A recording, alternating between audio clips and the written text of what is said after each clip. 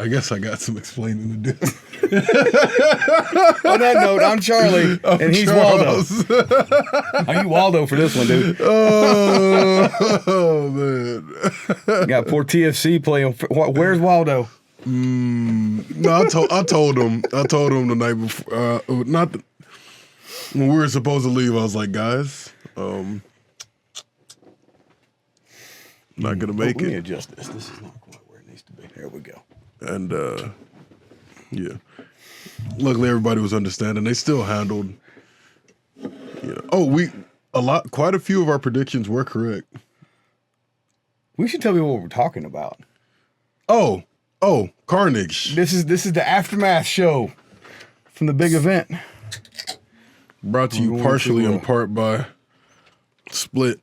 Split. It's a carbonated milk I'm starting these 3D energies. with 20 grams of protein. Oh, We got a strawberry lemonade. and then I've got the 3D Energy watermelon grape.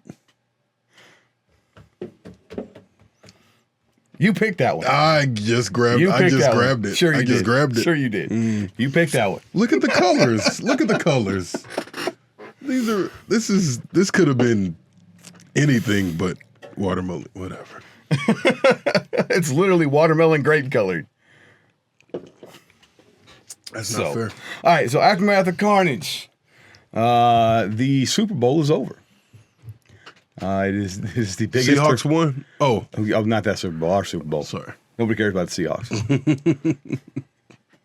Never called anybody. Seattle. And I think it's the biggest tournament ever held in the U.S. Yeah. Mm-hmm. How many teams? 40? 40 question mark. Okay. Question mark. Mm-hmm. Like there were eight women's teams. Mm-hmm. Well, 4 women's teams and 4 open teams. Okay, and then you had Tier 1, which had 10 1. teams, Tier 2, and Tier 3, which both had 12. Okay. Well, one had 11, one had 12. Okay. So that's close to 40, ain't it? That's right at 40. It's right at 40. So 40, we'll call it 40 teams because I'm bad at math. Yeah, it's 40. I think it's safe to say Tier 1 shook out kind of how we expected it to. Yeah. I was wrong about. I thought the Executioners would end up where the Wyverns ended. To be honest. Well, let's pull up that list. We'll start with Tier 1 and we'll roll down through the tiers. I did send you. I hate that how list. good that is. It's not carbonated It is. milk. It's caffeinated. No, it's got carbonation. It's got carbonation in it. It's I mean, lightly carbonated. It is. This is delicious. It's a lightly carbonated milk drink. Caffeinated as well. 20 grams of protein. All right. So, scroll back through all the memes Charles has been sending me. Our DMs to each other is mostly memes and food. I mean, That's all it is. as is most everybody else's DMs, right? Yeah, like it's just memes and food. Dude, did you see the big back plate I sent you today? Man, I was looking at that on the way here, and Dude, we got quite a oxtails, mac and cheese, sweet potatoes, and collard greens. Let's make a deal. Whenever y'all get us, when y'all get us to 10,000 subs, we'll make another channel that has to do with food. The Big Back Express. The Big Back Express. No. Big Backtivity. Big Backtivities. Big Backtivities. There we go. So we start. So let's work this bottom to top. Northbloods. They finished dead last. Mm-hmm. Okay. So they lost every round. It was a combined Canadian super team. Built out of a core of what appeared to me to be Scalagrims. So much Scala, so much Grim. They were wearing Scalagrim's tabards. Yeah, but one of the Scalagrim's guys fought with the Executioners as well, I believe. Yes. Yeah. One of their like guys. But it was combined from. I mean, that dude he old. Oh, is he? Yeah. I know he's been fighting with them for a long time. He was old when we started, dude. He old now. I hope that I can still get in armor and play in tier 1 when I'm his age. Oh. Man, the way people are, that dude might be 32. The way some people be, brother. Oh, brother might be man. my age. Nah. So Northbloods, they did do the Canadian Castle, where they kind of just one side walks backwards and they end up all on one rail or the other.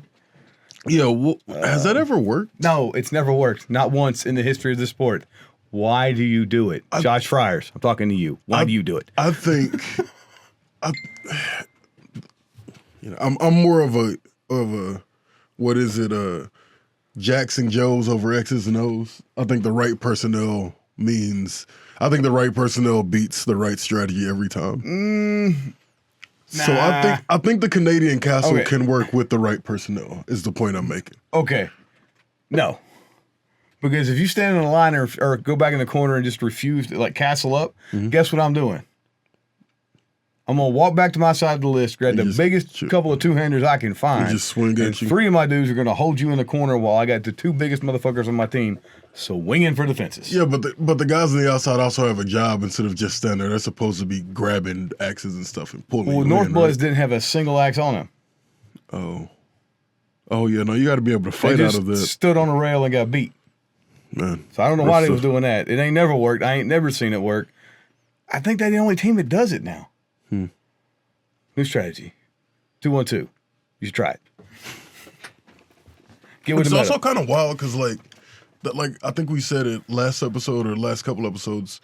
The Skalgrams were like the first real. They used to be terrifying. HMB team that we or BI team that we fought. They used to be an absolutely terrifying they were team. just gonna grapple you and grind you and just wear you down. And they were also the first guys. Somebody was gonna get loose with a two-handed axe. Yeah. And wreck shop. And they were the first guys that I saw that would hit your gauntlets, in your wrists and stuff. I was like, you fought them, you're like, God, fuck these guys, but they were, they doing what they're supposed to. So, but now it's wild seeing them in this position. I don't know what happened. I think I think Buhurt develops by regions. Okay. If we look at the history of Buhurt, you've got the New England era. Okay. Okay, and I'm including Quebec in that. Fair. We'll call it the 1776 era.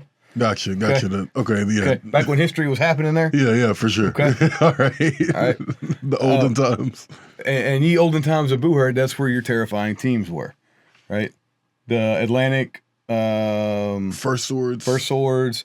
The Northeast Executioners. And Skylagrams. But that's also from because before Iron Phoenix. Well, wait, Iron Phoenix? Well, they don't really count because they kind of got pigeonholed into BI. Yeah, they come in the second era of Buhurt. Oh yeah, whenever it's basically across the country. And so they had a little mini rise and fall in as far as Buhurt was concerned because at the time when they were really, really good, they were actually better than any of these New England teams that we were worried about. Yeah. Right? Actually, they were just way better. Iron Phoenix and Orders of Conus. Right? So you had the West Coast teams, they were really good. And they became really, really, really, really good and top tier for 2018, 2019.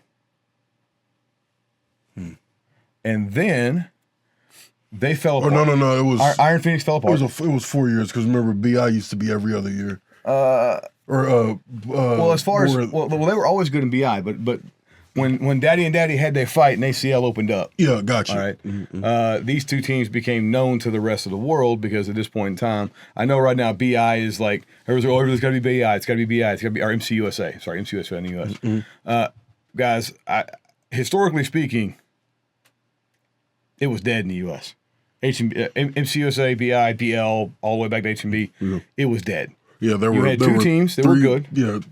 Two teams that were good. Exactly. Iron Phoenix and Ordo. Mm-hmm. It was Detroit Fight Club, PK, and there was a New York team. And they were all bad. They were bad. Yeah, they were rough. And all of your in-between teams fought in the ACL. The vast majority of the teams in the U.S. And I don't mean by 60-40. I mean 95 to 5%. Yeah. Right? 95% of fighters. Also shows you how few teams there were in the U.S. too. True. Because so And that was kind of how it was that way for a long time until everybody left the ACL. Yeah. Okay. When that organization disbanded, and that's when we discovered that, hey, they didn't have a whole lot of teams, but they had the best teams between Ordo and Iron Phoenix, and they were kicking everybody's butt for, like I said, 2018, 2019. Man, I still remember that first fight, Iron Phoenix versus Executioners. And and it was at Carnage actually. And shout outs to them for having that be the first fight of the day. Wild. Executioners got their asses handed. Woo! Iron Phoenix handed all of us our asses. Yeah, everybody. Yeah, they showed up and had it. I'd never seen the Executioners lose, and I was like, yeah, watch these HMB dudes for to see what's up. And I was like, nope. And so we thought we were hot shit because we could hang with anybody in the ACL at this point in time. Yeah. And shortly before that, Craig Ivey and Colin Campbell came down to train with us. They just whooped up. They beat our monkey asses. Is what happened. Dog. On repeat. I'm glad there's no video. There is video. I'm glad the video is not on the internet. It is. Shit. Oh yeah. Say that again. Oh yeah. What happened was Brett, Sean, everybody else on our team had forgot their armor. So it was just me and Charles getting our asses handed to us on a silver platter. They were like 2v2, and I was like, round after round after round. I don't think we got a single takedown for 2.5 hours. We just got whooped. We just got beat skull drug. And then and Colin, and both of them are such sweet dudes. They're just like, oh man, good fight, guys. Oh, good fight the whole time. And I'm just like, well, shut up, talking to me. Dude, there was one fight where I think so I was grappling with Colin, and I look over and Craig Ivey just head snap or just fucking snap down, drags you to the floor, and turns to fight me. And I'm like, screw that. And I go to jump over Charles. And as I go to jump over Charles, Craig just catches me with a left hook midair. Boom! And just like cleans my clock. I lay flat on my back. This was bad. Dog, it was bad. So anyway, so they come down, and that training event started the rise of the Warlords, right? Because we realized we had to change our training strategy. Shortly thereafter, Colin and Craig would join our team because the West Coast disbanded. Yeah, I don't remember what was happening. Ordo Draconis kind of fell apart. Iron Phoenix kind of fell apart. Yeah. People have life cycle in the sport. Yeah. It was just the end of that life cycle for whatever reason, right? So then we developed, or our team developed mainly in Craig Ivey and Brett brought the 2-1-2 that the Russians et al. Were running over in Europe, the best teams in Europe. And we really started developing that 2-1-2 strategy here in the US. This was back when Russia and Ukraine were the powerhouses that everybody was trying to beat too. And so then then the Warlords became very dominant for about 2.5, 3 years, where we swept literally everything in the U.S. There were no international tournaments at the time because Rona. I mean, we took 3 dudes to the Canadian National Championship and got second because I couldn't count. We should have got gold, but I can't count. I took a knee. I thought it was 4-on-2. It was actually, I thought it was 4-on-1. It was actually 3-on-2 because we had a Canadian Merc on our team. Oh, that's terrible. And we could have won the 3-on-2, but I took a knee right as I figured out who it was, and he cleaned that dude's clock too. So, but anyway, so we took 3 dudes up there with 2 Canadian Mercs, 5-man Ironman, and damn near won that tournament in Canada, right? Where you walked out of the list. He ran, but whatever. Yeah. He ran out of the list. He's like... The list failed, and I kept right on trucking out of it. The Canadian refs are so nice, they let me walk right back in. Yeah. Shout outs to those guys, man. Speaking of nice refs, we'll get to y'all later. We're coming, don't worry. And then we kind of basically were the dominant team because we had the new meta, right? That 2-1-2 meta. And then Kenya started getting really good. Yeah. And right as Kenya's was getting good, Dominus started. Yeah. And then Dominus started gutting the Warlords lineup. We get the era of the super team. Yeah. Okay. Dominus, the rise of Dominus, the rise of Pale Horse, the rise of Berserkers. Kenya's gets very good during this point in time. Very true. They start adding a lot of beef to their line, and they become one of the top teams in the U.S. And since then, we have gone back and forth with Kenya's. Right now, I think it's pretty safe to say they are the number one team in the U.S. Yeah, they're the guys now. They are them, right? And this tournament was the death of the super teams. We're in a new era. Yeah. Okay. So that long-winded history is to say that we are in a new era of boo herd. Very true. Right? Very true. And you're going to see as we go through this tier 1 category why we say that. All right. So the North Bloods were a super team. The best fighters in Canada come down to fight. Dead last. Oh, excuse me. Who do y'all think? Pause right now. Let us know in the comments below if you haven't watched Carnage, haven't seen the results. Who do you think is ninth? Especially based off of our predictions. Who do you think's ninth? All right. Cool. Hit him with the Dora the Explorer. Good. Backpack. Good. Pale Horse. Pale Horse is number 9, yeah. Pale Horse is number 9. And like I said, I don't know what happened because I couldn't watch. I watched like They a good few. did of the not fights. have a good day. Yeah. They didn't have their A roster, but I don't think their A roster would have done much.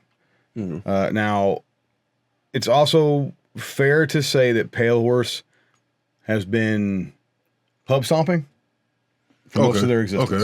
Okay, gotcha. Okay. They've never beaten Kenyas. They've never beaten Warlords or Dragoons. Okay. I don't think they've beaten the Executioners. Yeah. Okay, which we've already established. The Executioners is kind of the keeper of the better than the rest. Mm-hmm. Okay. And they've never gatekeepers. Yeah, gatekeepers, I like right? that. I don't think they've ever fought Ordo. Yeah. I don't think they've ever fought TFC. And Ordo isn't even. Yeah, Ordo and TFC were in tier 2. We're in tier 2. Yeah, that's crazy. Yeah. So I think this tournament showed that just having a group of good fighters is not enough. Yeah. You've got to train with your team. Yeah. There's more levels above. More levels are being formed as it gets higher, as the sport I builds. think Pale on Horse itself. won one fight. And it was against. I think North it was. Blood. I think it was Northblood. Yeah, I think it'd be Northblood. Bastion coming 8th. Oh, that's another combined team, isn't it? Nah, it's not a combined team. Bastion is out of Kentucky. Okay, gotcha. Right. Okay. I'm pretty sure they're out of Kentucky. Watch me be wrong on that. No, they are not out of Kentucky, are they? No, Dauntless is the one that's out of Knoxville. They're the blue and gold team. Yeah, I know who you're talking about. I know I'm exactly. trying to remember where they're from too, So because they were in tier 2 last year. yeah. So anyway, Bastion comes. They're the one. They beat Pale Horse at Virginia. Mm-hmm. Okay, so then Wyverns comes in 7th.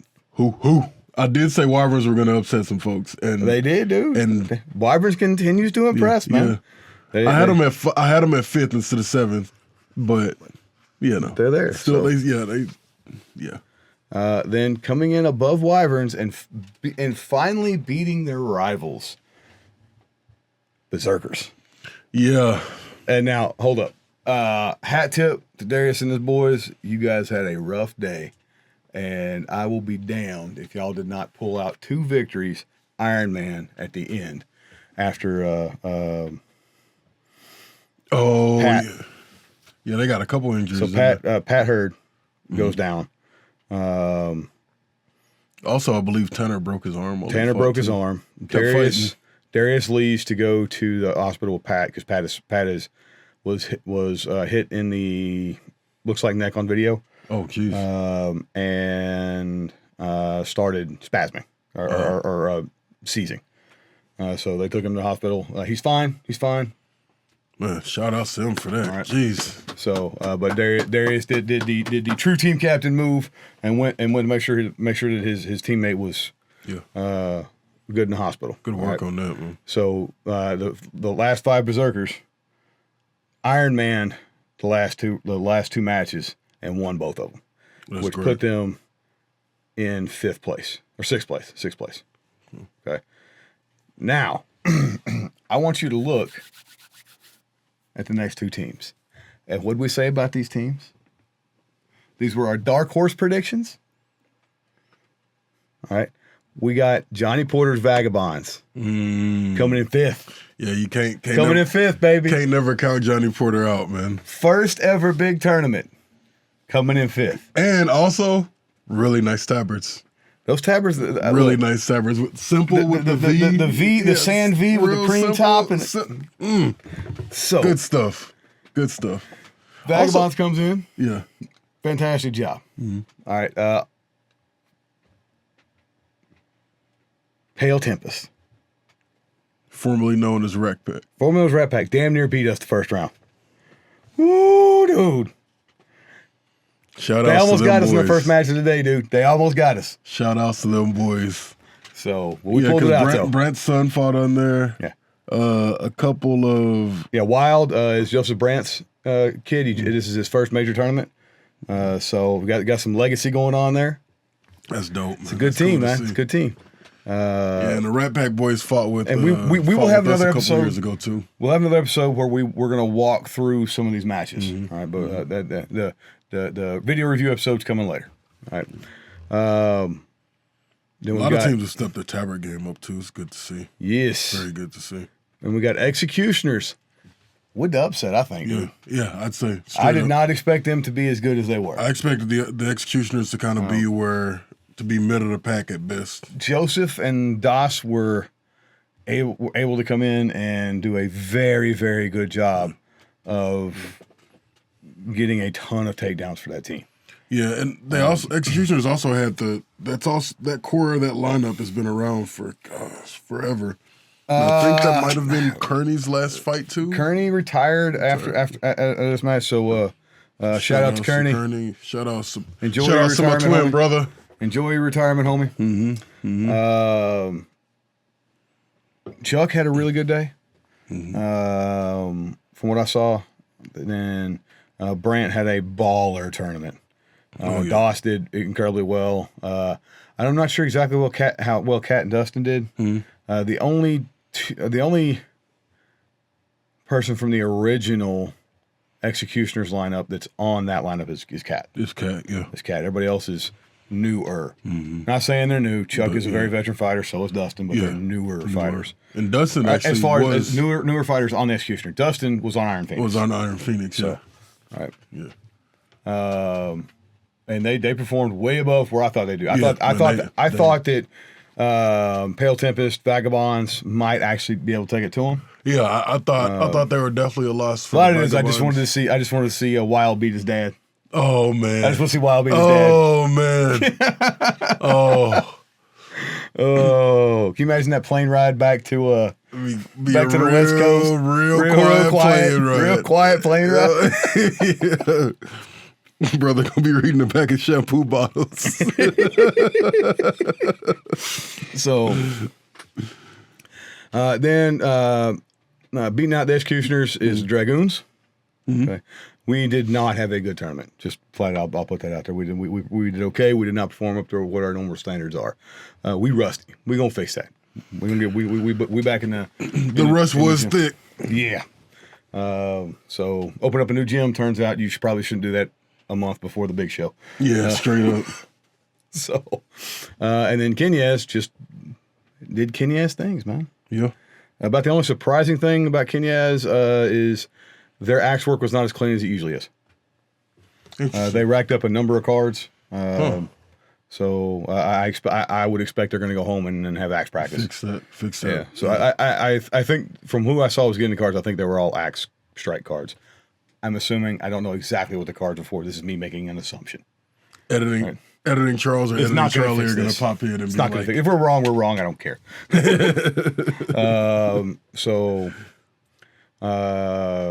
Especially looking at the I think it was a one-handed axe strike that took Pat Hurd out.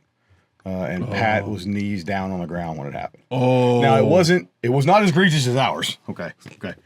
All right, you tried to kill a man. No, and I was a complete asshole. I thought we'd finally been usurped. No. This is so Pat is running across the list. I think it's Fabian because it's a one-handed axe. Is chasing him. He throws one into a shot, and it's unclear if from the video because it's again this is stream footage shot on a fucking potato. Yeah. All right. It hits. and maybe that turned his legs off, and so he goes down after that hit mid-run, just knees collapses, and the second shot comes in after his knees on the ground. Fabian did not. If the Kenya's fighter, I think it's Fabian. I can't swear because they all have the exact same helmet. Yeah. So they're all very, very similar. So if it's not Fabian, I do apologize. I think it is because it's a one-handed axe, and the other two smaller dudes on Kenya's use two-handed axes. That'd be McCabe and Mickey. So Eminem. The second strike comes in, and then Pat falls over twitching. Okay. Now, rules is written. That's a red card. Yeah. Intent does not matter. I do not think Fabian intended to do this. Even looking at the video, it's just too quick. Bang, bang. Yeah. Right? He's throwing them in rapid succession, and I'm pretty sure any fighter in that same position would not have checked up that swing. Yeah. Right? Mainly because we don't enforce things like that right now. Right? Yeah. Which we'll get to some of the reffing stuff later. The reffing's not bad this tournament, but there's some stuff that we need to clean up. Right? So I would expect Kenya to go home and work on clean up their axe strikes. We got to go home and clean up our game because our game was not as polished, or takedowns were not as clean. Yeah, game was not as tight as it normally is. Executors need to add like 3 more members of their team permanently to actually be back in the swing of things. Yep. So Pale Tempest, they just get better and better. Executors might be trying to revamp for another run because I couldn't imagine them like registering for BI and MCUSA just for Carnage. We'll see. Maybe it's a World Cup year and they're going to make a run at BI World Cup. Who knows? But they got to replace Kearney, and I know Brandt and I think Doss too are going to be fighting with the Soldados this year. Nice, because they're coming to IMCF. Dope. In March. Okay, dope, dope. And then you've got in April. And Vagabonds, Johnny, just go home and keep doing what you're doing, brother. That team is looking solid, man. They're looking real solid. So, Berserkers, dude's a dog. They're doing man. well. I know we're doing a Mid-Atlantic training event with Roger. We're getting that set up with in Elkton. We'll get dates. When we have the dates tonight, we'll let you guys know on the podcast. Darius, I'd love to have you guys come out and train with that. I know Pale Horse is going to be there to train, and Tidewater Dogs and War have also said they're going to come up. Oh, yeah. So that's going to be Berserkers, guys, you guys can get there, come train. We're doing this specifically to train these teams to get them better and better and better, get them a chance to Wouldn't it be dope to do a chapter match? No, this is training. This is soft kit training. Soft kit training. Okay. Because what we want to do is these teams, with like especially with Pale Horse and to some extent Berserkers as well, they don't get to train together enough. And so we're hosting this training event in Pale Horse's backyard, basically in Elkton, with Roger to help these guys get training. Excellent. Right? Yeah. So they can get better. Because both of these super teams, in the Berserkers and Pale Horse specifically, they don't really fight with anybody else. Yeah. They're just spread out all over the country, right? Yeah. So, and their problem is not necessarily that they're a super team, it's that they don't get to train together. With their team, right? Yeah. Then Wyverns, dude, you guys keep impressing me. They just really do. They're definitely on an upward trajectory, man. I'm proud of those guys. Having fought them for my whole existence as an armor fighter, just and watching. So when we started in this sport, they were the 4th place team in the U.S. Yeah. So yeah. Right now they're 6th. Right? Yeah, 6th. Honestly, so, decent job. And the teams now are way better than they were when we started. Yeah, I was about to say, honestly, decent job holding the skid. So, Bastion, looking sharp, boys. Keep training. You guys got a lot of work to do, but you are hanging with the top teams in the U.S. Yeah. They're definitely drawing blood. Yep. Pale Horse needs to work on their teamwork more than anything else. I think getting solid teamwork down would help them the most. And then Northbloods, they're Canadian. What are we gonna do about that? Yeah, hey, good luck, hey. Nah, I love you guys. Just I actually love the Canadian guys too. Actually, I can't even front on that, dog. Legit, like, and I hate to be that American dude, but legit the nicest people ever. Like, I just don't understand it. I just don't get it. Like, oh hey man, you need anything? You want a water? Like, oh yeah, thanks, bro. Yeah, no problem, man. So, who was that guy? I don't know. Who was that guy? He had a Canadian tapper on. All right, let's talk tier 2. Tier 2. What you look at me for? I didn't fight. I didn't do no fight last weekend. So we're just gonna spoil tier 2. TFC. Damn. Man. Dare I say we called it, Charles? We called it. Yeah. Man, TFC comes out swinging. yeah, I watched all of their fights. Does Oh, my not goodness. lose a single match the entire weekend. Yeah. I think they only lost 2 rounds. Yeah, I think 1 round against Ordo and 1 round against King Fire. And man, just outstanding. Every one of the guys we said had to step up and perform, stepped Did up so. and performed. Did so. Zach Absolutely. Golden, brother, that is the best I have seen you fight Yeah. ever. Round after round after round. Your gas tank was there. You fought your ass off. Oh yeah. Heath continues to be the heart of that team. Just good, solid performance. Rock solid. Tyler Gentile steps up and he posted some of his stats from the stream. And Tyler, Yeah, man. solid stats. You got to stay on your feet a little more. 7 drops is too many. Also swing that axe more. That's all. Yeah, you can ask Valkyrie. I was watching. Swing your axe, Tyler. Swing the axe. That's all I kept saying. But I think he had like 11 takedowns and 17 assists or something like that. he was all over the field. He went nuts. But still falling over a little too much. Kind of new to the center position, so to be expected. But he did he got the takedowns he needed to get for that team to actually perform the way they TFC did. also did quite a few false center moves too. Yeah. Moving their centers around. Yep. Their new guys stepped up and performed. They were rock solid on their feet, letting their vets do what they're supposed to be doing. Mm-hmm. Just a good performance from everybody on All that around. team. Straight up. Right. Proud of you boys. Good job. Ordo. The Castiles. Joe, Yeah. still rocking. Man. Yeah, that's wild. I hope that my son is fighting with me and I'm still doing that good. So you guys have taken that team from Firmly out of the rebuild phase. firmly out of the rebuild phase. Now you guys are now in the establishment phase of the next cycle of the West Coast dominance, and really pushed that team to new levels. Looks like Bam Bam's fighting with Ordo now. So That's terrifying. He's made their team for this year. Ordo does tryouts every year for their team. That's actually dope. That's really cool. Pretty dope. But and Ordo tends to be that's because Ordo is more of a regional team.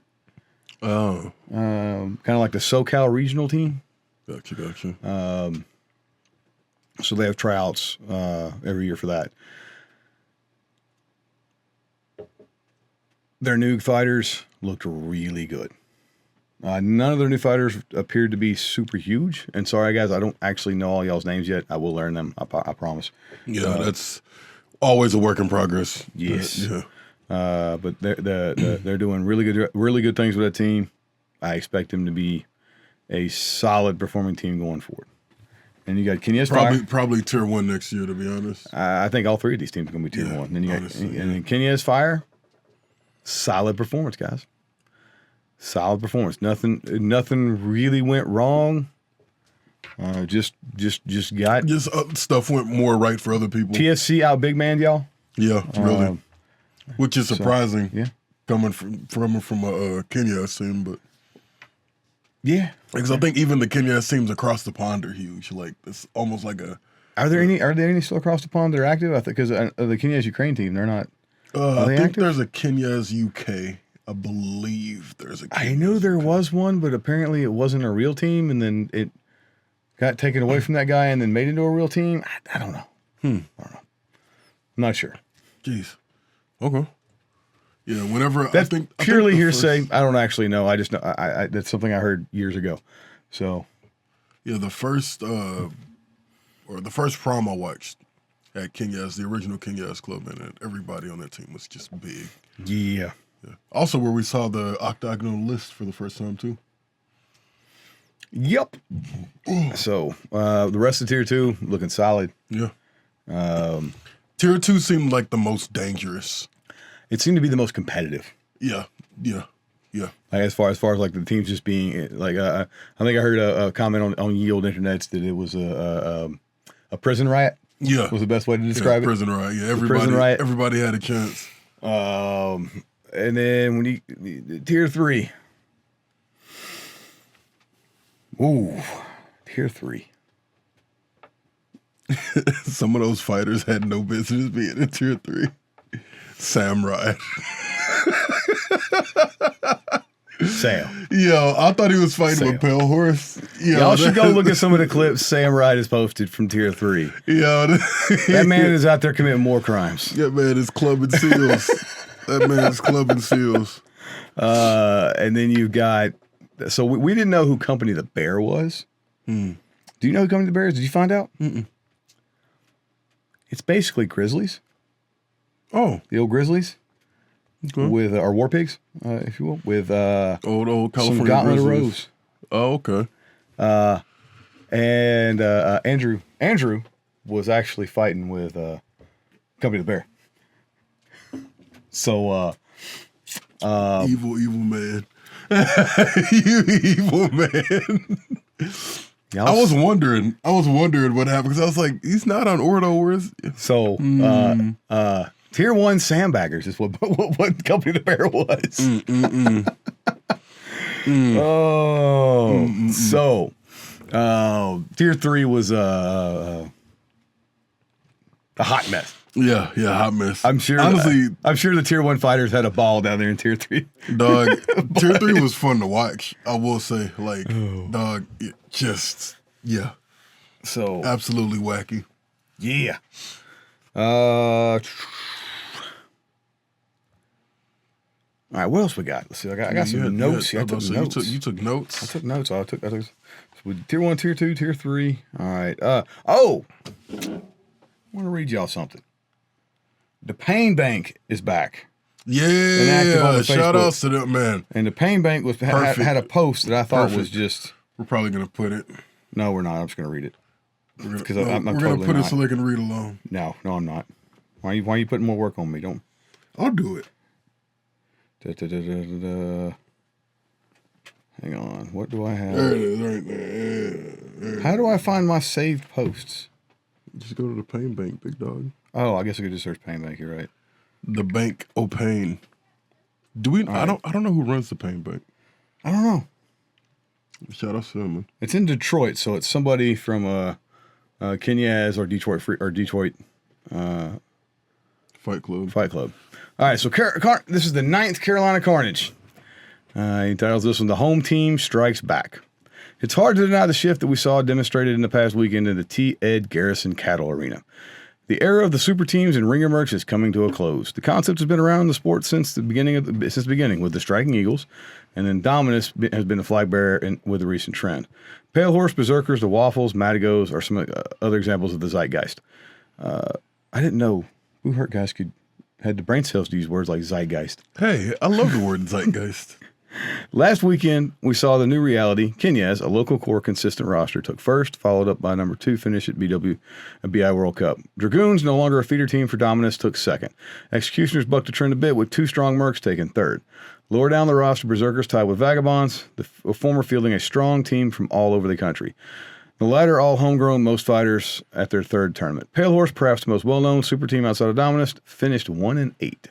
Northblood, a Canadian hybrid team, had a similar finish. The decline of Dominus is not just a symbolic, it's practical in this new era. Johnny Porter brought 2 teams to Carnage. Brett Skinner and the rest of the Dallas crew refocused on their local team. Joseph Brandt and Alex Camardas are taking their local team, the Soldados, to AMC quals in a month. These trends are never linear, but as now, podium spots are earned with local work, not recruitment. So that's more of an X's and O's over Jackson Joe's. And I have been screaming this from the top of my lungs since we started this sport. What made us competitive back in the days when we were the Marshals and the early days of the Warlords is not that we had the better fighters, because we were trash, but we had the better teamwork. Right? We had a plan. We used what little advantages we had to better end than the teams that we were fighting, right? And then when we developed the 2-1-2 or developed the 2-1-2 meta here in the U.S., that allowed us to make even better use of those guns, right? Yeah. Pairing me with Austin basically permanently for 2.5 years, or me with you, right? Allowing, just dedicating these dudes are going to hold and strike because we got the biggest axes in the sport. We're gonna make sure those big axes can have an impact on the field, right? Set it up so that Brett can do the grappling thing, right? And we still do this to good effect today, utilizing our key players in roles that are best suited for them, not necessarily relying on somebody to go out and be the stud. Right. We're going to make use of that player in a specific way that maximizes their role on the team. Right. You can't do that with a super team. That is very true. Because everybody's a stud. Everybody got to be a stud. All right. This weekend or this last weekend, Brett did not have the greatest tournament he's ever had. I'm about to say, he seemed like he was off. But the rest of us were able to pick up that slack. Right. Cyrus was also injured going into the tournament with a back injury, so he was not where he should be on that right rail. Right. Not that either one of them had bad performances. They just did not have these stellar rock star performances that they usually have. Right. So you see, and so that just means that when you've got plans for all your players on the field, right, and you've got a team captain like Vince that can make those calls, right, who's going in, who's coming out, who's doing whatever, that just solidifies that team and lets them perform outside of what their ability would be. Did the Vagabonds and Pale Tempest have any business being at the top end of that lineup? Before this tournament, I would have told you no. Even at this tournament, absolutely not. But because they train together, right, and especially the Vagabonds under Johnny Porter. Okay. I can't never count a Johnny Porter team out. You just can't do it. He's one of the best fighters in the U.S. At the risk of, I guess, contradicting what we just said about what got being the stud. Well, the thing is, again, the reason the Vagabonds where they're at and not podium is because Johnny's still the only stud on the team. Yeah, exactly. And right. Time's coming. The other ones, they're coming fast. Yeah, I would expect, coming, I expect the Vagabonds to have 5-6 studs on that team. This time next Named year. Individuals. Yep. By next Carnage. Right? Like in college football, I got the little star under their name. Yeah. When you select them. That's what. Oh, that's an impact player. Watch him. Yeah. So I would expect to see more of that. I would hope that we see Pale Horse and Berserkers spend more time at training camps, internal and external training camps, all right, so they can get the needed practice time for their rosters to gel as a team. Yeah. Right. Because otherwise they're going to just continue to get left behind. I think the Pain Bank is right. Right. I think the era of the super team is at an end, at least in the U.S.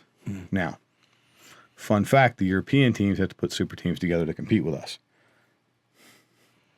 Oh. So, all 4 of our European viewers just clicked off right there. So that is we'll see how that goes in Europe, right? I know White Company is basically is bringing in some super team members for Prime for definitely not Prime trademark. So that is, and from what I understand, the Polish teams and the Czech teams did the same at BI World Cup this last year. So. The super teams are not dead; they just kind of dead in the U.S. Yeah, they're dead as far as it goes over here. Well, not dead, but definitely on their way to it because this is the first Carnage super team hasn't won in the last, I guess, since the Dominus era. Yeah, so we'll see. So because it was we won, and then Kenya's won 1 year. And then I think it was, or we were second, Kenya's was first. And then since then, it's been Dominus. for the past 3 years. I think it's been 3 years. I think it's 3 years. So I would expect to see more and more of these local teams. TFC, Kenyas, Ordo is a local regional team from SoCal. Their fighters made up of other teams, but they're all from the same region, so they can train and practice Them together. having trials is dope. Yeah, they are the last. They're the last vestige of an ACL style team, even though they never fought in the ACL. That is really funny. Because your ACL teams were all regional teams made up of smaller clubs, right? And that's kind of what Ordo was doing there. So we have another team that's going to be showing up the first on the national stage is the Blood Eagles. They're going to be at IMCF. Oh, nice. So they're going to be at IMCF. The IMCF tournament's shaping up to pull in some guys we haven't seen at IMCF before. Soldados, Blood Eagles. I'd love to see the Kenyans guys come. Man, that'd be great. That'd be great if they could, because Denmark is going to be a fantastic tournament. There's gonna be 48 teams registered for melees in Denmark right now. Is the scuttlebutt that I heard. Maybe I can finally get my 5's gold to go with my 16's gold and my 10's gold. So I finally have a full set. I need a 5's gold. Yeah, me too. That's the only international one I have not won. I've medaled, but I haven't won. So that'll give me the hat trick. So the full set. The full set. Do we know? Go ahead. Wait, Cyrus told me April is when IMCF is. Is it the beginning of April? It's March. Okay. I don't know what the exact dates are. Maybe it's the end of March. I don't know. Because they're one's right before the other. I couldn't tell you. I do not know. But it's coming up soon. It's quick. I want to say it's March. Stop that. No play. All right. The next post I'm looking for is on Larry's page. Oh yeah, man. We got some Carnage wildness. Yeah. All right. So far we got some fun facts and some announcements. Ooh, Larry's been active. All right. All right. So the first exciting announcement from Carnage. Carnage will not be the 2027 MCUSA Nationals. They will not even be applying for it. So, if you out there and you want to host the MCUSA Nationals, now's the time to put in your bid. Charlie. I called it. Charlie, now's your time to put in your bid. I don't know. You don't want to run a tournament? On me. You don't want to, come on. Don't put that juju on me. You got all these good ideas. I'm an idea man.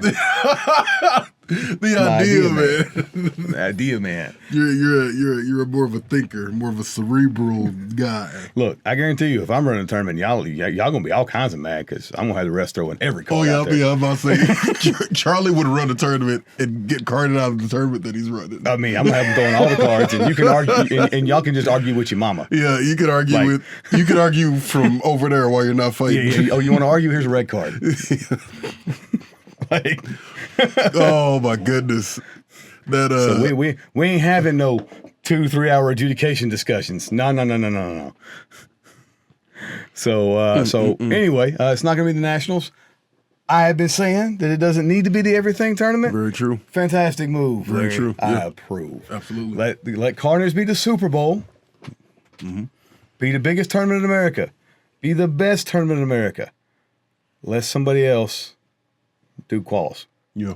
Because quals needs to be the smaller tournament. You need to qualify to go to quals. Yeah, you got to qual for the quals. There doesn't even need to be any actual crowd there. Right? It just needs to be a good tournament to figure out who's going to be Team USA, which is more of an internal discussion among fighters with axes.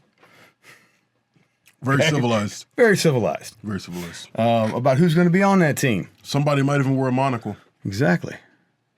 And then get his teeth knocked in. All right, so Carnage announcement number 2. There's a high probability that there will not be another Carnage.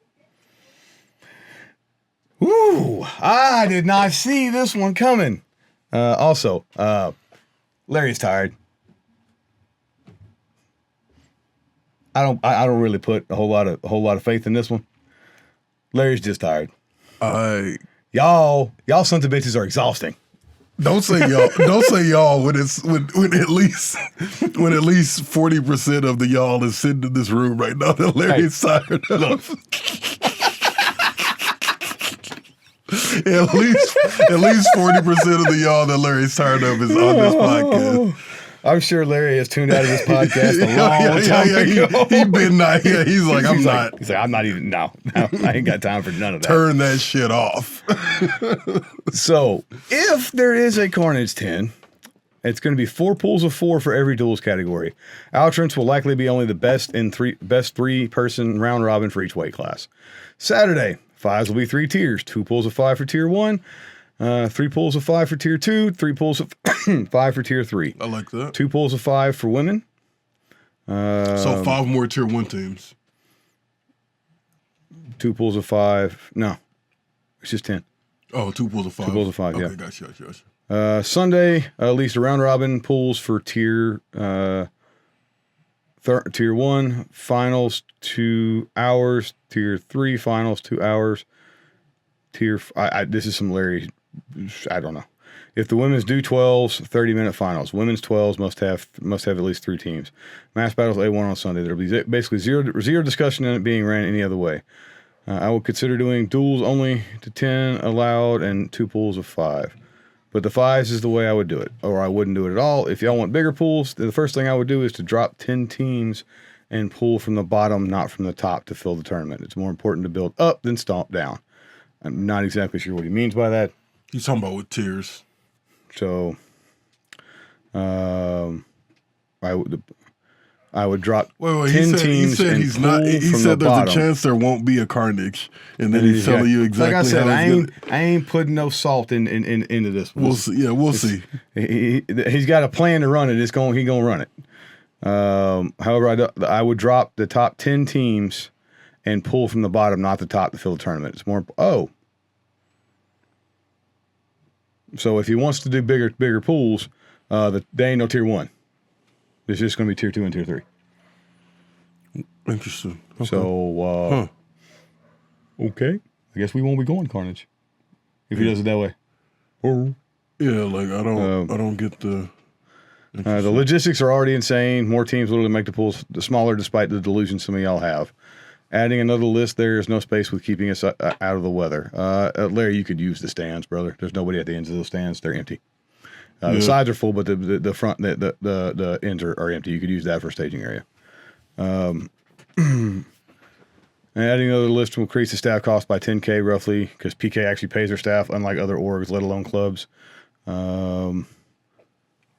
The only time the only event that I know of that had problems paying fighters was Warren and North a year or 2 ago. Or not fighters, paying their staff. And I think they got that taken care of last year. This year they were way late paying, but they got it taken care of. I have to, for my sake, figure out how to handle stress leading the event. Yes, it did, but and he's just on about how it's not good for his mental health. I mean, Larry, stop arguing with people. Let them argue with their mammy. This is the way it is. This is the way we're gonna run it. We run the tournament. Get wrecked. I can respect that. I mean, you run the best tournament in America. Like, every tournament you run is solid. Yeah. So just, people want to argue, tell them to go pound sand. Yeah. I mean, he's got the resume. I mean I'm not going to stop running my mouth. But feel free to stop listening to me. Yeah, I'm about to say, I'm going to preface this by saying, I'm still going to talk. But hey, like, just ignore me. That's fine. That's hilarious. Like, don't listen to them. We're, once again, us being 40% of the them. He's talking about. So, Carnage announcement 3. We're up to 3 now, dude. In this economy? All right, I'm going to skip this one because it's just numbers on how much money they made and how much they sent out. They basically broke even. Total amount of money they exchanged hands was about $45,000. Nobody actually cares about that, except maybe some nerds.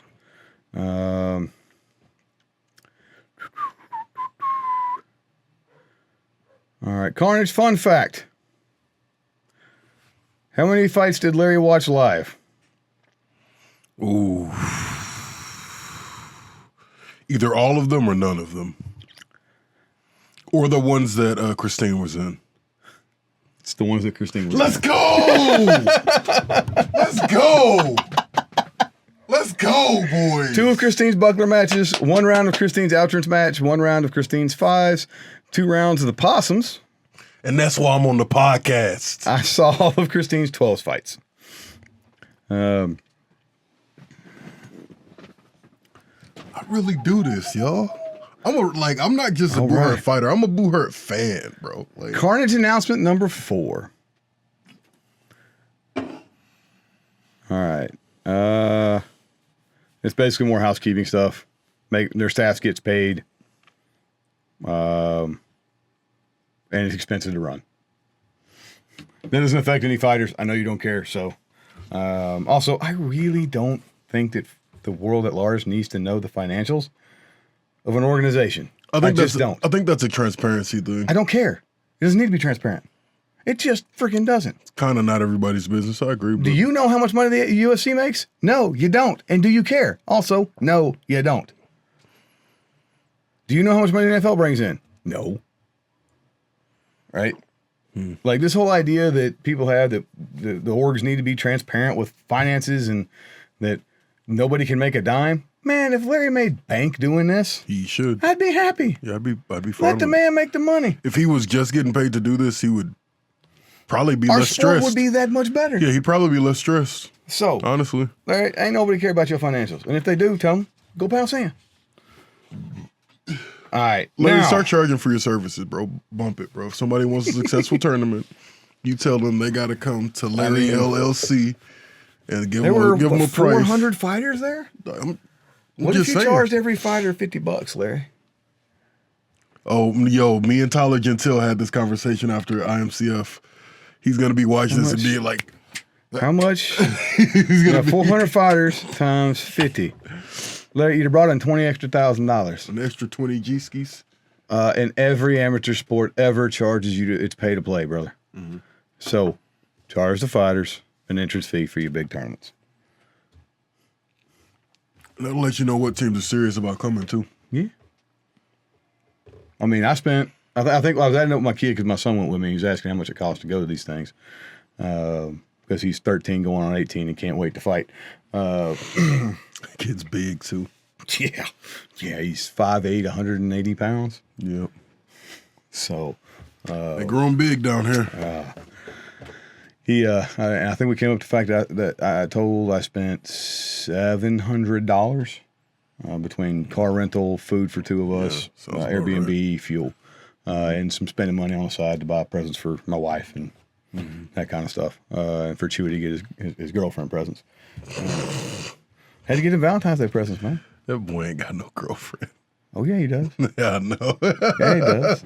My favorite thing to do is tell somebody who got a girlfriend ain't got no girlfriend. She saw him at that Boy Scout pool party and went, "Oh, he got muffled. Yeah. I like that one." And she walked over and said, "Give me your phone number."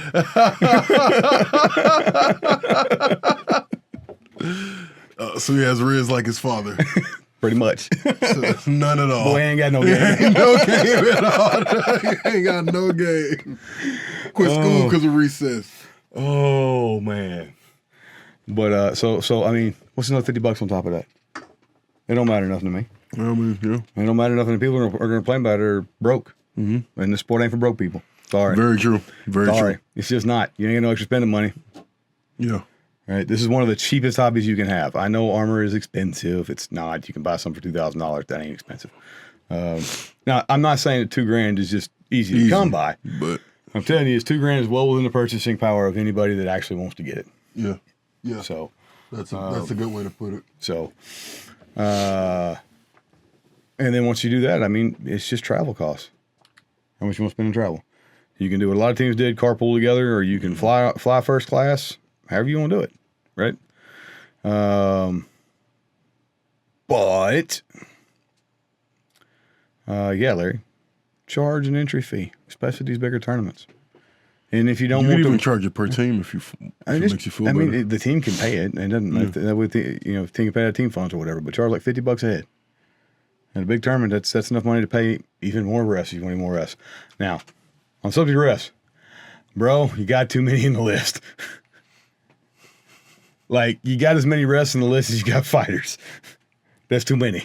You don't need that many. One ref for every one-on-one. Yeah, And then some. You don't need that many. Five refs is a bit much in the list.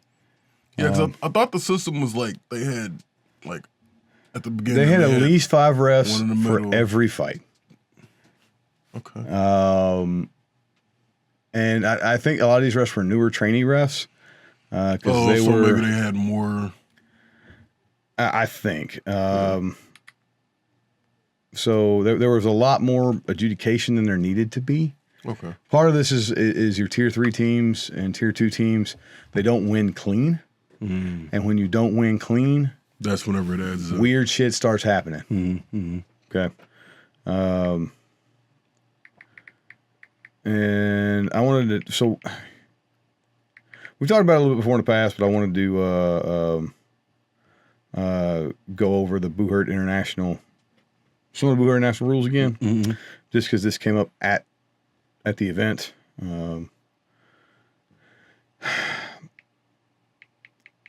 How do you feel about standing fighters up and sitting fighters Oh man. for non-safety things? I don't know. If a fighter gets taken down due to an illegal action, I feel like standing them back up is fair. Why? Well,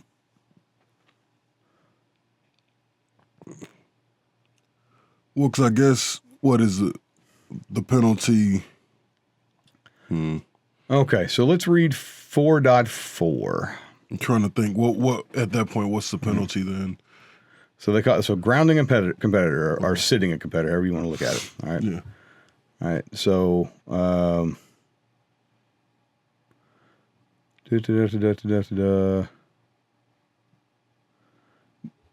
both Knights Marshal and Field Marshals can ground a competitor from the list from the following cases. Can ground a competitor. Can. Okay. Can. All right. Multiple verbal warnings being ignored in a round. Multiple fighting techniques and other prohibited actions. Grounding your opponent by an illegal action where your opponent is unable to immediately rejoin the round. Being grounded does not replace other penalties, e.g. yellow or red cards. Okay. All right. Then you get to removing a competitor from the list. So you can do that if a competitor continues offensive actions after being grounded, competitor loses their helmet. A Knights Marshal can remove a competitor if they deem necessary. All right. Now, I don't see where it talks about raising a competitor. Telling the competitor to get up off the ground. With the exception of all rise at the end of a round. Okay. Now, I may have missed this when I read through the rules. It's entirely possible. BI has a ton of rules. But from what I see, you can't raise a competitor off the ground once they're down. Rules is written. Editing Charlie here. Turns out I was wrong. It was actually implied in that passage that we were reading right there that the refs can stand a fighter back up because it says if a fighter cannot rejoin the round immediately. So it's implied that they can stand a fighter up. It's not explicitly stated there. So I was just being too dense to actually realize that it was being implied when I read the rule originally. So there you go. Because it said like if a fighter's downed due to an illegal action and can't immediately rejoin in the way where they can't immediately rejoin the fight, which to me implies that's kind of the only way that it happens is if they're downed by an illegal action. So, but it doesn't say to raise them. It just says you can ground that fighter. Okay. Now, I don't necessarily hate making a competitor sit. Okay. If you got a guy trying doing a Jean-Luc fucktard, kicking folks in the knee, sure, sit his ass. He's dangerous. Okay. Do you see any other sport that does this? Let's say We're playing football. And Charles drags down the running back with a face mask. Mm-hmm. Do they stand the running back up? Say, No. oops, sorry, you were taken down by an illegal action. And then tell him to get to running again? No, they give him a penalty. 15 They yard penalty. enforce a penalty on Charles for face mask. And that penalty is severe enough that Charles doesn't want to do a face mask. Yeah. Okay? If you instead throw a yellow card. Hell, targeting, they kick you out the game. Kick you out the game for targeting. And if it's at the end of the game, you miss the first half of the next one. Well, the targeting for targeting our sport would be like an illegal shot. Yeah, which is basically a red card. Like what we saw with Pat having to go to the emergency room. Yeah. Right? Mm-hmm. Rules is written, that probably should have been a red card for Kenyas. Yeah. Which would have sucked because I think they had like 3 yellows. So that would have put them out of the tournament with a total of red cards were 2 yellows. It would have been 5 yellow cards putting them out of the tournament. That would have sucked. That would have sucked real bad. Right? And I'm not saying that should have happened.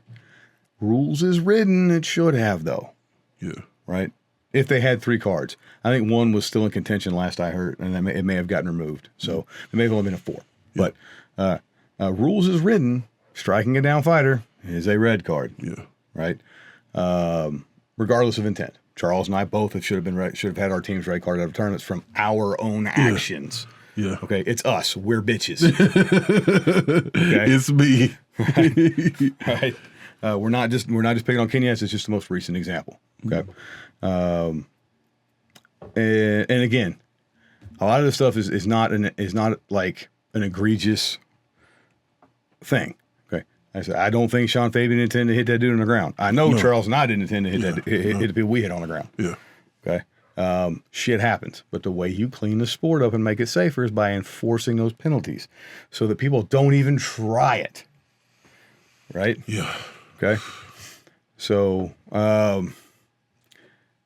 but if I get halved on neck, I pull Charles to the ground with halved on neck and he hits the dirt, should you stop play for that? To stand him up and to sit me? No, stop and play for that is, because stop and play isn't enough of a penalty because it could be an advantage. It's very much an advantage in most cases. Yeah. Right. So it's better from all standpoints just to let the play out, issue the card. What I want to see is the rest carry flags. Like you guys got the white flag, have a yellow and a red flag. Mm-hmm. And the ref that sees the infraction throws a flag. That way, the team captains know, the teams know something's happened. Mm-hmm. We're going to address it at the end of the round.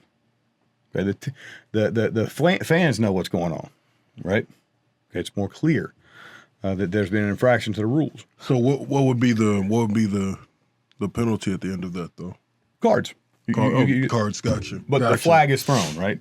Gotcha. Right, so you get 1 yellow flag, 2 yellow flags, 3 yellow flags, 4 yellow, 5 yellow flags, your team is ejected. Okay. Or a combination of red cards and yellows that end up to 5. Remember, reds count as 2. Yeah. All right. And if the same fighter gets 2 yellows, that fighter's now got a red card and he's gone. Okay.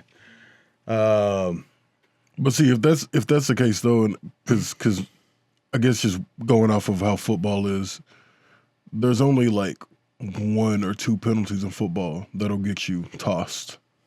There's only 1 or 2 penalties in our sport that'll get you tossed. Illegal strike zone. Well, not two yellows will get you tossed too. Yeah, because you are unsafe and not cleaning up your shit.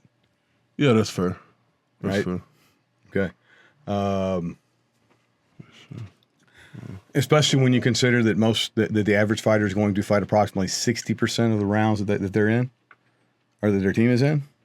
Oh, okay. So there's not that many rounds in the course of a day. Right? Okay. Yeah. Even if you fight every single round, and there are 8 teams at that event, that's 16 rounds if it's round robin.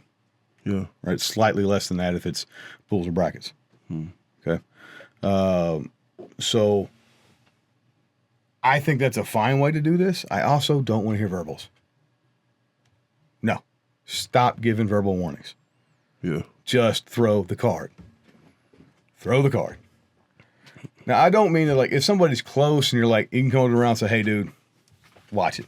Yeah. That's fine. Yeah. They didn't actually commit an infraction, but they were close to it. Yeah. Cool. But if you holler at somebody, hey, watch the neck, watch the neck, watch the neck, smack them with your wrist, mid fight. Man, just hit them with that yellow flag. Throw it right in their freaking wolf-ribbed face.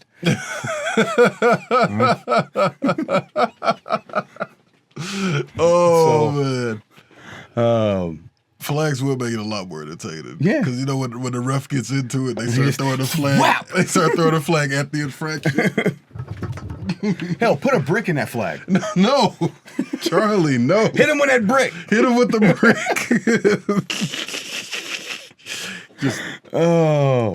That's funny. That's what I would rather see. Okay. Knowing full well that this would affect plays that we've been in negatively. Right? For sure. Right. This last tournament probably would have had enough negative effect that would allow the Executioners to win against us. Mm-hmm. Right. Yeah. Because I was stood back up. Yeah. Right. I don't think refs should be standing fighters back up. That's the thing too, though. Is like throwing the flag doesn't cost them a round that potentially would have won it. Like, you know what I'm saying? You are correct. Yeah. But it also does not. Or you really go a step further and basically say, if a flag is thrown that round, you got to refight it. I'm down with that. So that way it sucks for everybody involved. I'm down with that. Yeah. Flag is thrown, your team wins the round, you refight the round. Yeah. Make it like football. Roll that play back. Like with the penalty accepting or declining, like there are some options, yeah. Yeah. I mean you're right. Actually, you know like, what? To accept and decline penalties. Do you want to take the round or do you want to give them a penalty? Well, also, talking about that, we need a whole podcast on this. A whole podcast on this. All right. So, accept and decline the penalty. Yeah. Mm-hmm. Right. What if you needed more points? Oh, so you get more rounds. So you can, not so you get more rounds, so you can refight the round to get better points. It's a good idea. So you can accept the penalty to refight the round, even if you won the round. That's pretty good, yeah. Right. You only won it with one standing, or it was a draw, or whatever. Right. Okay, you want to refight, you accept the penalty. That's pretty good, yeah. And then because that person still gets the penalty on their They still get the penalty, but now you decide you kind of that's a pretty good idea, accepting or declining the penalty, yeah. Yeah. Also, and also in situations like where Kenya's was trying to decline a penalty that was assessed against our team at Sheesh last year. Yeah. It would have given the option of penalty to say, hey, this action actually had no effect on the outcome of the tournament. Mm-hmm. We don't want to accept the penalty. Yeah. I think a simple accept decline would be huge. Decline thing. But and at the end of the day, what we're trying to do is lessen the impact that the refs have on the sport for the good. Yeah. What do we always say? Good reffing looks like no reffing. Yeah, exactly. Yeah. Right? Good reffing is almost invisible. Yep, they're invisible. Yeah. This tournament, the refs were far from invisible. Okay. There was a lot of adjudication, a lot of cussing and discussing with the refs. The refs don't like it. It's stressful for the staff. The teams don't like dealing with it. Also, it's so wild watching a tournament. Because I'm so used to being there and being in the stuff and just like watching a tournament and seeing people walk around in the background and all that stuff. And I'm like, man, this is crazy being on this side of it. It was wild. Yeah. Yeah. Oh, you know what else is wild? What? We were watching the fights back Saturday night on the big screen of the Airbnb, and Ringo, bro. He had some good color commentary, man. Excellent color commentary. Why you gotta throw my boy Vince under the bus like that? Oh, I heard him say something. I don't remember what it was. Vincent goes out there. Vincent is having a baller round. Oh man. Okay, and Ringo goes. Fun fact about Vincent.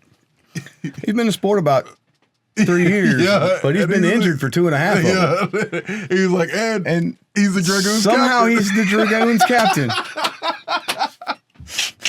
On a team that's got much more veteran fighters. I saw that and I was like, this whole time, Vincent got the hat trick on the very next round. Vincent pulls a hat trick with 3 takedowns. Oh my goodness gracious. Oh. But Ringo, what you got to remember is a team has to find someone dumb enough to accept the position of team captain. or someone with enough will and heart. And at our last team spirit. meeting, somebody nominated Vincent for team captain, and we motioned to pass it before he could say yes or no. Yeah. It was unanimous. Violence of action. Violence of action got us the captain. All in favor? Aye. Vincent was team captain. Yeah. That fast. Easy. Didn't even have to hear the opposition. Not enough votes for it. Vincent, if I'm not mistaken, still had a mouthful of scrambled eggs. Yeah. The vote was at IHOP. He was like, what? Oh my God. Oh my God. That was funny. So, but now Vincent is a solid team captain. Very. That very is good why he's our captain. team captain. Yeah. He is the best man for the job. So, Straight up. all right. Last thing on roughing, man, just stop letting people argue with y'all. Channel your inner alley. Eject their asses from the list. Bye. Gone. We have made our ruling. Mm-hmm. So, grow a pair. Grow a pair, ref. Every ref, I want you to watch baseball umpire ejection compilations Yes. Just watch those. and get used to that action. Ouch. No, it's that one, right? Yeah, That's yeah. baseball. Yeah. Yep, there it is. Yeah. So, your lives will be a whole lot less stressful if you learn to tell fighters to go pound sand. And also, like I said, you start giving cards for arguing with them. Captains will start saying, hey, don't talk to the ref. I talk to the ref. Like it should be anyways. Yep. And some of y'all captains should be talking to ref anyway. Yeah, really. But if anybody's going to, it should be the captain. But yeah, so like again, I don't see anywhere in the rules. I may have missed it, but I don't see anywhere in the rules where a ref can unground a fighter. Yeah. And I saw that multiple times during this tournament, ungrounding of fighters, because we want the fair result. Yeah. It ain't about fair. Force the rules will take care of themselves. Yes, it sucks for the guy that got taken down by an illegal action. And really, the correct way to do that is in the stats. He doesn't get a takedown. He doesn't take a takedown in the stats. That's how it's done. Or if you're doing your cards, the card negates the stat. Yeah. Right. Yeah. So, when you're doing your totals, but again, and I think BI's already set up so the card negates the. So the card's already a -1, so it negates it anyway. But at the end of the day, it'll make rounds go faster, and it does suck for the team to get the guy taken down by an illegal action. But if you haven't accepted a decline, Which you can accept and decline the penalty, and maybe you refight the round. yeah, Maybe that's an option. Maybe we do an experimental thing where we run this and where penalties are assessed heavily, and we refight rounds. Right, that actually would probably be faster than adjudicating shit. yeah, just refighting it. Right. And on subject of refighting rounds, BI, please take a page from the IMCF rule book. For the love of all that is holy, when you refight a round, you refight the whole damn round. Part of the problem with your adjudication process is you're trying to let teams adjudicate how many fighters are standing with the refight. Yeah, Because it's advantageous or disadvantageous to whatever team. everything or nothing. If the calls got screwed up so bad that the round needs to be refought under our current rules, you go to 5v5. Do not try to adjudicate the most fair position to restart the fight, because you always get it wrong. Yeah, Because you can't put it back to exactly where it was at. You can't put the bodies back where they were at. You can't put people's grips back where they were at. None of that stuff. Okay? So just restart it from 5 and let it roll. That is the best way to handle that. If you accept our proposed idea of accepting and being able to accept and decline penalties and refighting rounds, you go into 5 anyway. Stand all 5 back up and do it again. yeah. Right? Man, that accept and decline thing, I really might ask somebody to submit that. I'm not submitting it, but Consider it submitted. yeah, Future Charles will submit it. we'll see. We'll see what that guy's up to. I can never track him down. All right, Waldo. His schedule's impossible to keep. You ain't never had a schedule. I write stuff down every morning what I'm supposed to do that day. So, It just started about a week or 2 ago. It's going all right. well, good. Good. You see, I got my little notebook right here. Yeah, I was about to say, yeah, like you got the It looked like it low key looked like a Bible at first because you know how the Bible be having. I was like, what do you got a Bible for? No, I picked that up from one of the vendors at Carnage this weekend. That's dope. That's dope. Got my little brain book with me. Man, one of the like legendary phone smiths from LARP was there. Gorg, yeah. Gorg. I have a Gorg two-hander. I just ordered 10 years ago. I just ordered 2 Gorg two-handers and spear to run practice for Polar. Yeah, shout outs to Gorg the blacksmith, man. Like him making a crossover into this sport is gonna do really well for him. Yep. I think. Yep. I've had the idea of making like training gear, especially the weapons, because I did that for a job for a little bit. Yeah. Well, so it looks like Gorg is going to be potentially. I'm in talks with him about getting a order together for Boo Hurt Soft.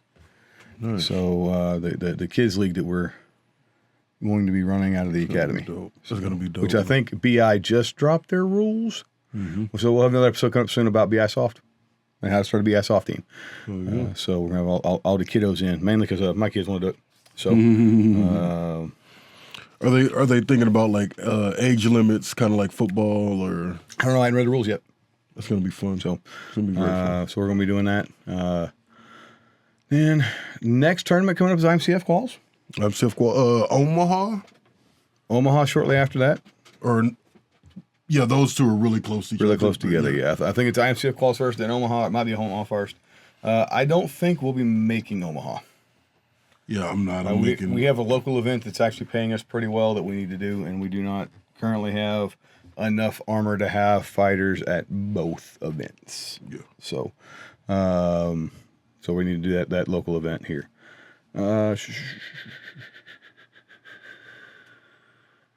The other 2 multiplier tournaments, we found out they just got dropped on BI's website this weekend. So with the 1.5 multiplier, the not classic. Conference. No, conference is. It's conference is 1.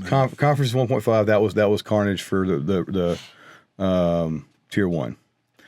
Then we'll call them regional. I don't know what the term is. It's not classic. Classic is no. But the 2 regional tournaments are California for it's the one that was on the beach, but it's not going to be on the beach this year. It's Ventura Mega Bowl. It's going to actually be in Ventura, like a baseball field or something. Ventura. Oh man, Fairgrounds, like a Ventura Fairgrounds. If I would love to, I've been wanting to do Ventura forever.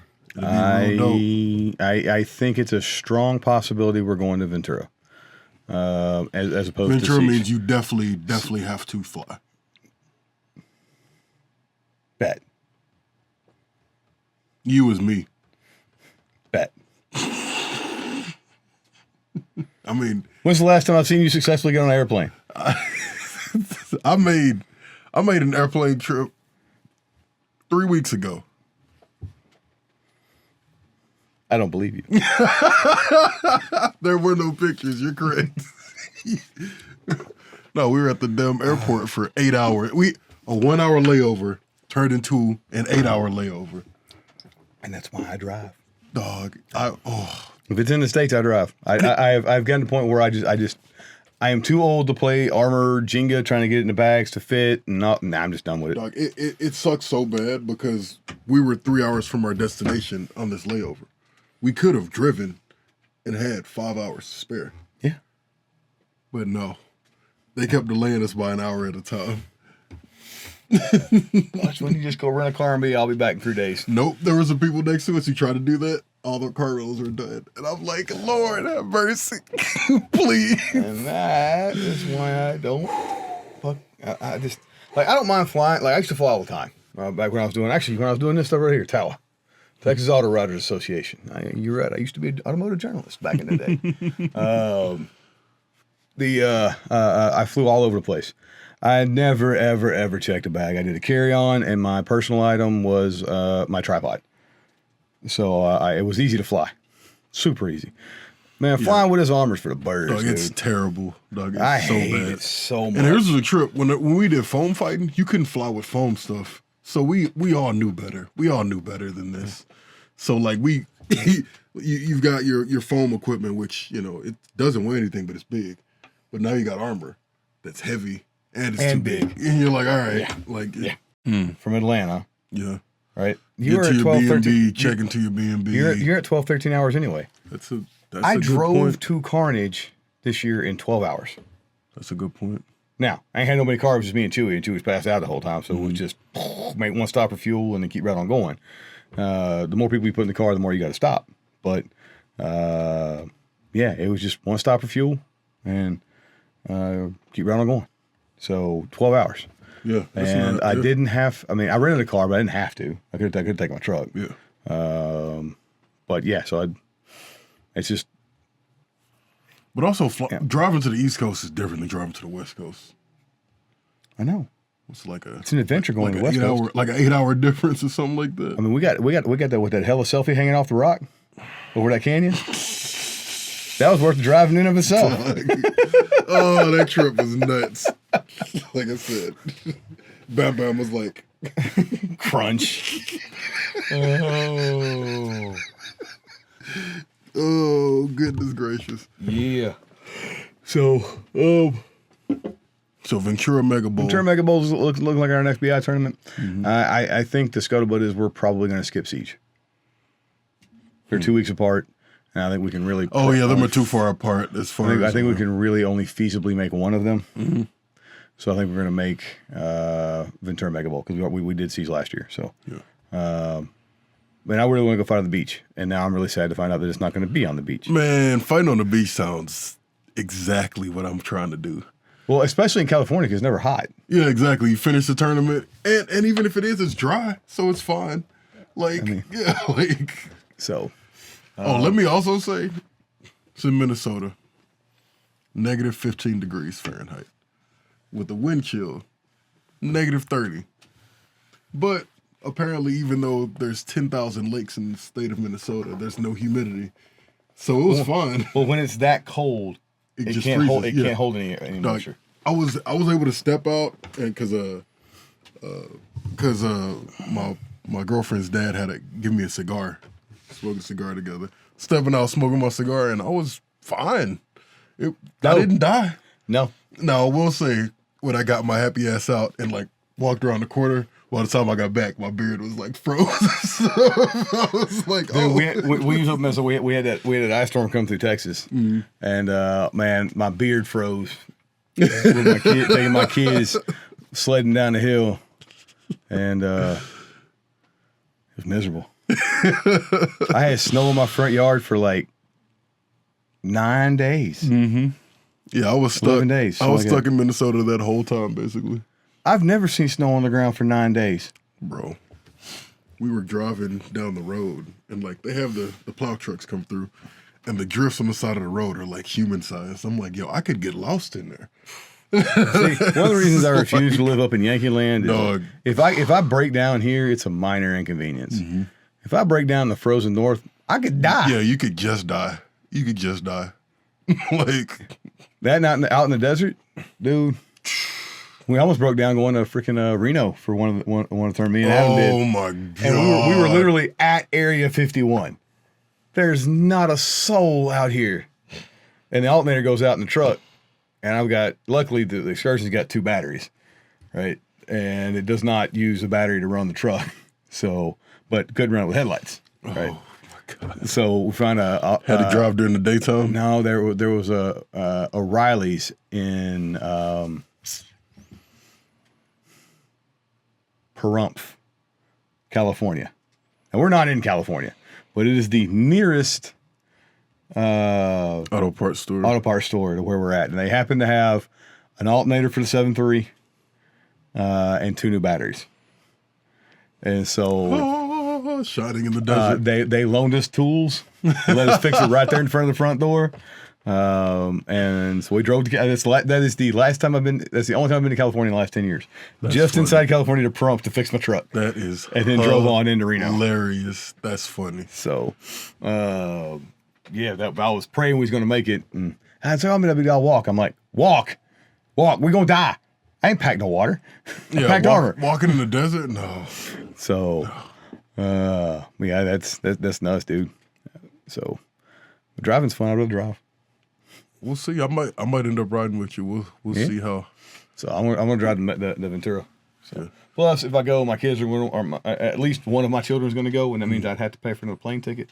Oh and yeah. That starts getting real expensive when you paying for multiple plane tickets. That is true. So, all right. Anything else on Carnage overview? Man, I think we got it. I think we got it. Yeah, oh no, we almost forgot, Charles. We got to eat a little crow. I said they wasn't gonna be no 30s. That's what I said. And I have failed to realize that even when you break things up into tiers, when you run pools, you still got 12 teams worth of fighters that only got 3 fucking fights. Wait, how many 30s teams were there? 2. With rotation. So there were 2 30s teams? Well, they had 12 teams that had only gotten 3 fights on Saturday. I didn't realize that. What in the world? So in order for them to get fights to actually make it worth their time to go, they were all doing 30s. I did not expect them to be doing 30s. Because I'm like, how many times have we done 12? And the attrition around 12s is huge. Very. But because you got 4 pools of 4 in each of those categories. You got plenty of fighters. You got 16 teams, right? Is that right? 16, 4 times 4, 16. Yeah, 16, yeah. So you got 16 teams. So you got 8 teams from each of those brackets that didn't get any fights. And so you got 16 teams worth of fighters. 16 times 8 is whatever that is. That didn't get any fights on Saturday. So they were fresh as daisies for 30s. And so they ran a full 30 schedule. 122 fighters. 122 fighters. Is 8 times 16. So that's more than enough for 2 30s teams. Yeah. And so they ran 2 full 30s teams. That's crazy. Yeah. That's crazy. Wow. I didn't. All right. Hats off, brother. Yeah, y'all did it. Larry, sorry that I doubted you. I didn't think it was going to happen. I saw that they were the Grand Fleet of Wakanda. I thought they were gonna, or they started running the scenarios, but I was leaving at that point. And I did see some footage of that Scenario? Oh no, I didn't. And I saw what looked like a small child trying to beat up a grown man with no weapons. They were doing the fist fight, dog. Yeah, brother got pieced up so bad. Yeah, homie was in there, he was trying, and then big dude was just like, and dude just it's wild seeing people get their button pressed in a helmet and armor because you're like, boop, and they just stiff up just like they don't have the armor on. They just, that's funny. So yeah. I think there were only 2 major injuries. Yeah. Pat Hurd got sent to the ER. Yeah, which he's okay now. He's okay now. And then Tanner Cox got his forearm broke because he was wearing an Eastern kit. I'd feel bad for him, but he was wearing an Eastern kit.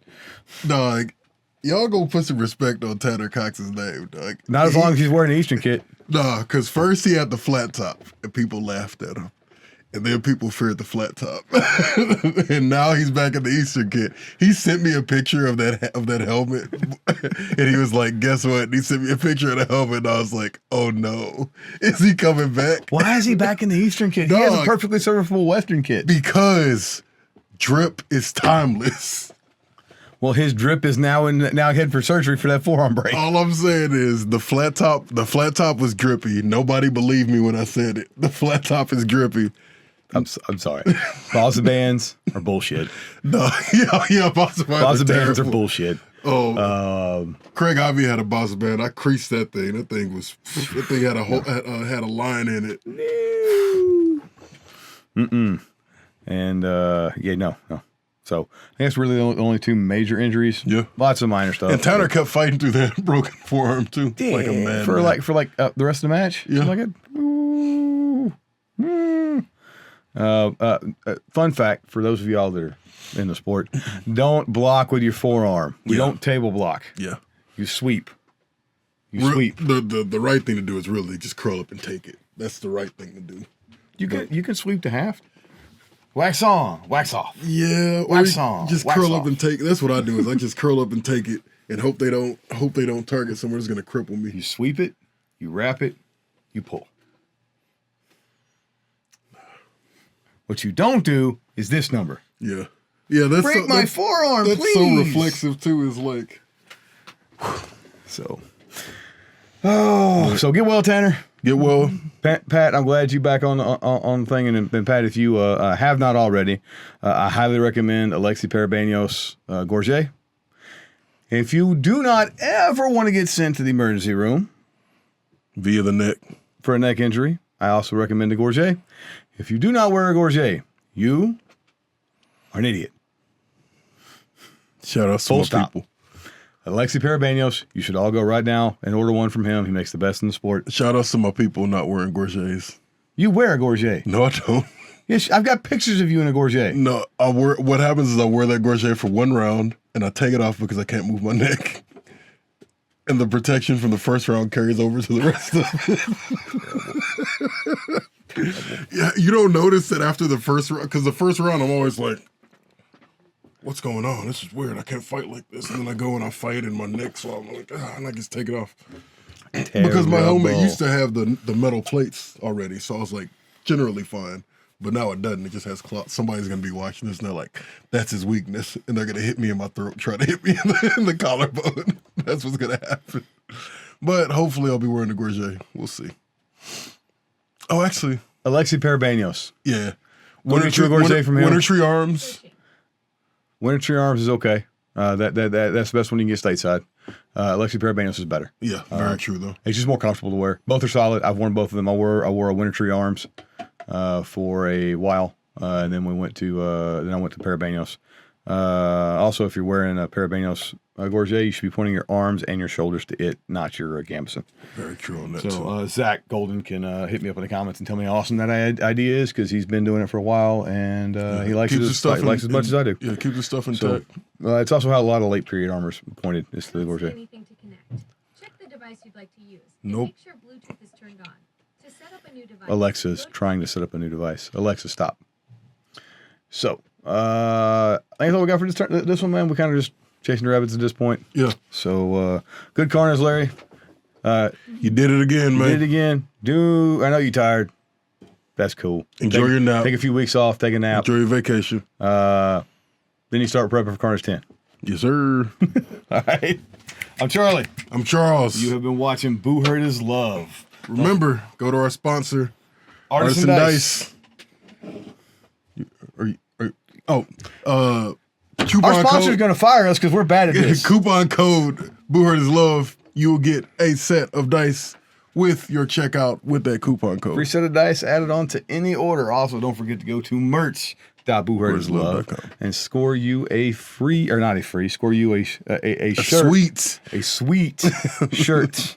Check out our Boo Hurt Baddie or our Big Back Flanker shirts. Big back flanker. I will not put them here or here. Not a chance, but pretend you can see them at merch.boohurtislove.com. Now, you pull up the merch.boohurtislove.com, put that on your other screen, and while we're talking about it, you can look. There you go. It's a full screen experience. We'll see y'all next week with the next episode. We're out.